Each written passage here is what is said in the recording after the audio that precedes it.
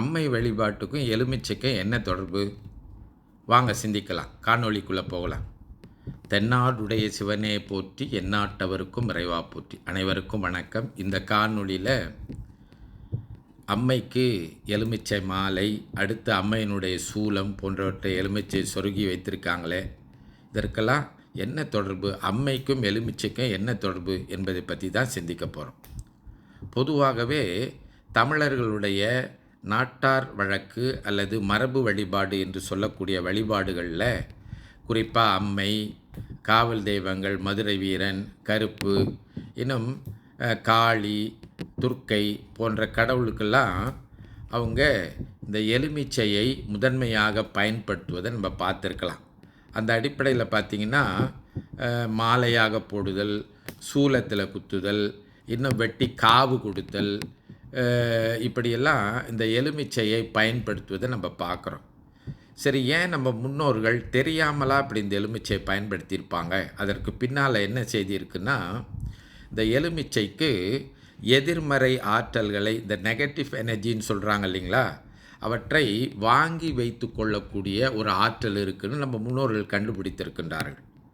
அப்போது இந்த எலுமிச்சையை அம்மையினுடைய கழுத்திலேயோ அல்லது காவாக வெட்டி 4 பக்கம் வீசினாலோ இல்லை சூலத்தில் குத்தி வைத்தாலோ நம்மை சுற்றி இருக்கின்ற இந்த எதிர்மறை ஆற்றல்களை அந்த எலுமிச்சை வாங்கி வைத்து கொண்டு அந்த தீய சக்திகளிலிருந்து நம்மை காப்பாற்றும் என்று அவர்கள் நம்பி இருக்கின்றார்கள்.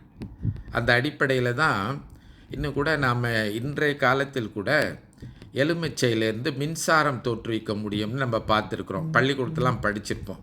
இந்த எலுமிச்சையில் உலோகத் தகடுகளை நட்டு வைத்தால் மின்சாரம் உண்டு பண்ணலாம் என்று பார்க்கின்றோம். அந்த அடிப்படையில் இறை ஆற்றலை வாங்கி வைத்து கொள்ளக்கூடிய ஆற்றல் இந்த எலுமிச்சைக்கு இருக்கின்றது. அப்படி வாங்கி வைத்து கொண்டு தீய சக்திகளை துரத்திவிடும் என்கின்ற அடிப்படையில் தான் இப்போ அந்த காவு கொடுத்தல்ன்றாங்க இல்லைங்களா, பார்த்திங்கன்னா எலுமிச்சை வெட்டி 4 பக்கம் வீசுவாங்க. அப்படி வீசுகின்ற போது அந்த அம்மையினுடைய திருவருள் ஆற்றல் அந்த எலுமிச்சையில் இருந்து தீய சக்திகளை விலக்க வேண்டும் என்பதற்காக இப்படி இந்த காவு கொடுக்கின்ற வழக்கம் இருக்குது. எலுமிச்சையை வெட்டி வீசுவாங்க. இன்னும் கூட நம்ம பார்க்கலாம், இந்த எலுமிச்சையை திரிசூலத்தில் செருகி வைக்கின்ற வழக்கம். இப்போ மாரியம்மன் வழிபாட்டில் பார்த்திங்கன்னா மாரியம்மனுக்கு சூலம் இருக்கும். அந்த சூலத்தை என்ன சொல்கிறாங்க, திரிசூலத்தை அப்படின்னு பார்த்திங்கன்னா அம்மையினுடைய அறிவு, இச்சை, செயல் அப்படின்னு சொல்கிறது. அறிவுனா அவங்களுக்கு தெரியும், இச்சைனா விருப்பம், செயல்னா செயல்னு தெரியும். அப்போது அம்மையினுடைய அறிவு, இச்சை, செயலை அந்த எலுமிச்சை தாங்கி நின்று தீய சக்திகளை விரட்ட வேண்டும் என்பதற்காகத்தான் இந்த திரிசூலத்தில் எலுமிச்சையை குத்தி வைக்கின்ற வழக்கம் இருந்திருக்கின்றது. அதே போன்றுதான் இந்த காவல் தெய்வங்களான மதுரை வீரன், கருப்பு, இன்னும் மற்ற தெய்வங்களுடைய ஆயுதங்களாக இருக்கின்ற அரிவாளில் நீங்கள் பார்த்தீங்கன்னா எலுமிச்சையை சொருகி வைத்திருப்பாங்க. அப்போது அந்த தெய்வங்களுடைய ஆற்றலை அந்த எலுமிச்சை வாங்கி வைத்து காக்க வேண்டும், தீயவற்றிலிருந்து நம்மை காப்பாற்ற வேண்டும் என்பதற்காகத்தான் இந்த அம்மையினுடைய அடையாளமாக இருக்கின்ற சூலத்திலையும், அடுத்து இந்த காவல் தெய்வங்களுடைய அடையாளமாக இருக்கின்ற அரிவாளிலையும் எலுமிச்சை சொருகி வைக்கின்ற வழக்கத்தை நம் முன்னோர்கள் பின்பற்றி இருக்கின்றார்கள். இது தவிர அம்மைக்கு எலுமிச்சையை மாலையாக போடுகின்ற வழக்கமும் உண்டு. இந்த காவல் தெய்வங்கள் வழக்கமாக நீங்கள் பார்த்தீங்கன்னா எப்பொழுதும் சினம் கொண்டதாக, அகங்காரமாக இருப்பதாகவே நம்மவர்கள் கருதி இருக்கின்றார்கள். அப்படி அகங்காரமாக இருப்பதனால்தான் அவை தீய சக்திகளிடமிருந்து நம்மை காப்பாற்ற முடியும் என்று நம்பி இருக்கின்றார்கள். அந்த அடிப்படையில் அம்மனும் சரி, மற்ற காவல் தெய்வங்களும் சரி, அவை எப்போதும் சினம் கொண்டிருக்கும், கோபத்தில் இருக்கும். அதனுடைய கோபத்தை நாம் அடக்க வேண்டும் என்பதற்காக புளிப்பும் குளிர்ச்சியும் உடைய இந்த எலுமிச்சையை மாலையாக போட்டிருக்கின்றார்கள். இப்படி போடுறதுனால அந்த காவல் தெய்வங்களினுடைய கோபம் அடங்கி தீய சக்திகளை துரத்தி அந்த தெய்வங்களை அமைதிப்படுத்தி நமக்கு அருள் புரியும் என்று நம்பி இருக்கின்றார்கள். அதனால தான் இந்த காவல் தெய்வங்களுக்கு, சிறு தெய்வங்களுக்கெல்லாம், இந்த வேக வடிவில் இருக்கின்ற அந்த தெய்வங்களுக்கெல்லாம் எலுமிச்சையை மாலையாக போடுவதை நம் முன்னோர்கள் பின்பற்றி இருக்கின்றார்கள். இது தவிர இந்த எலுமிச்சையில் தீபம் ஏற்றுதலாம் நம்ம கூட பார்க்குறோம். எலுமிச்சை விளக்கெல்லாம் போடுறாங்க இல்லைங்களா? இந்த எலுமிச்சை விளக்கு போடுறதும் அதுதான் அடிப்படை. என்ன அடிப்படை அப்படின்னு பார்த்தீங்கன்னா, அந்த எலுமிச்சம்பழ தோலை திருப்பி அதில் விளக்கு போடுறதுனால அந்த எலுமிச்சையில் இருக்கக்கூடிய தங்கி இருக்கக்கூடிய இறையாற்றல் நம்ம ஏற்கனவே சொன்னோம் இல்லைங்களா? அப்போ அந்த இறையாற்றலை வாங்கி வைத்து அந்த இறையாற்றல் அந்த ஏற்றப்படுகின்ற திரியின் மூலமாக எல்லா இடத்திலும் பரவ வேண்டும், நம்மை காக்க வேண்டும் என்பதற்காகத்தான் இந்த எலுமிச்சையில் விளக்கு ஏற்றுகின்ற ஒரு வழக்கத்தை கொண்டிருக்கின்றார்கள். அதற்கு மேலே இந்த எலுமிச்சை என்பது வேப்பிலை போன்று மருத்துவத்தன்மை உடையது.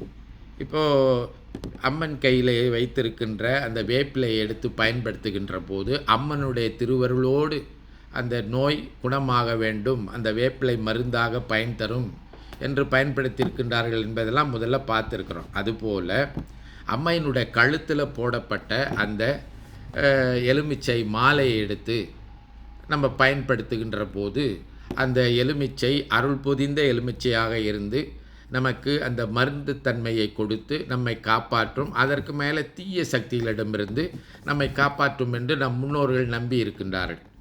இது மூலிகை அடிப்படையில்.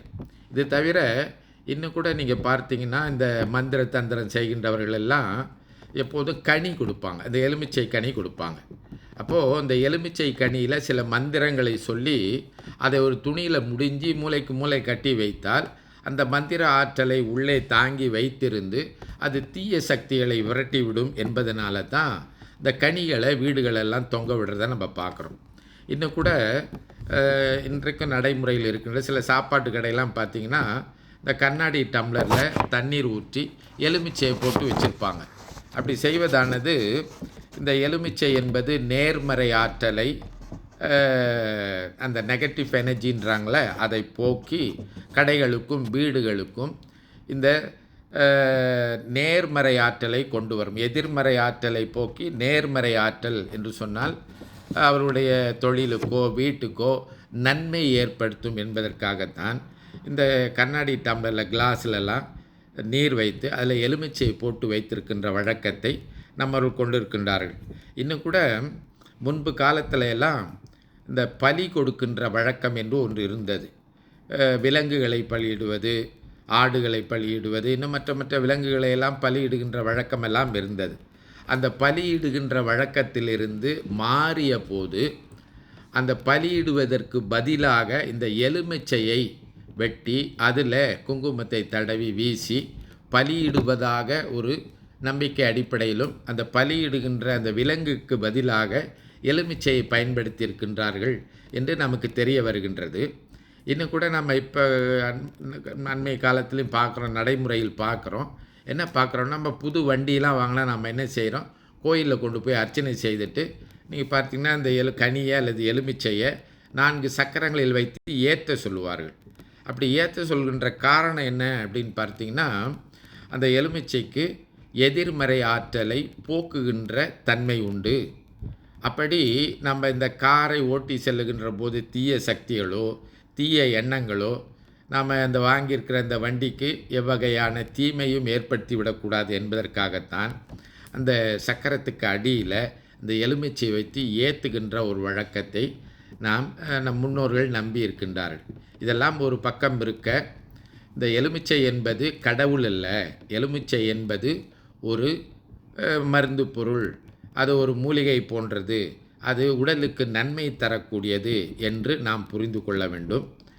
அந்த எலுமிச்சையை அம்மையிடம் கொடுத்து அம்மையின் மீது சாத்தியோ அல்லது சூலத்தில் குத்தி வைத்தோ அதன் மூலமாக திருவருள் கிடைத்தது என்று அம்மையை நம்பி இருக்கிறது போய் இப்பொழுது அந்த எலுமிச்சையே அம்மையாக மாறிவிட்டது தான் வருந்தத்தக்கதாக இருக்கின்றது. எனவே எலுமிச்சை என்பது அது ஒரு கனி, ஒரு எலுமிச்சை பழம் என்று சொல்லக்கூடிய ஒரு பழ வகையை சேர்ந்தது என்பதை நாம் தெளிவாக புரிந்து கொண்டு அம்மை வேறு எலுமிச்சை வேறு, எலுமிச்சை வழிபாட்டில் நமக்கு மருத்துவ அடிப்படையிலும் இந்த நல்ல ஆற்றல்களை பெற்று தீய சக்திகளை போக்குகின்ற அடிப்படையிலும் தான் பயன்படுத்துகின்றது என்ற தெளிவினை கொண்டால் இன்னும் சிறப்பாக நம் இறை வழிபாட்டிலே நன்மை அடையலாம் என்று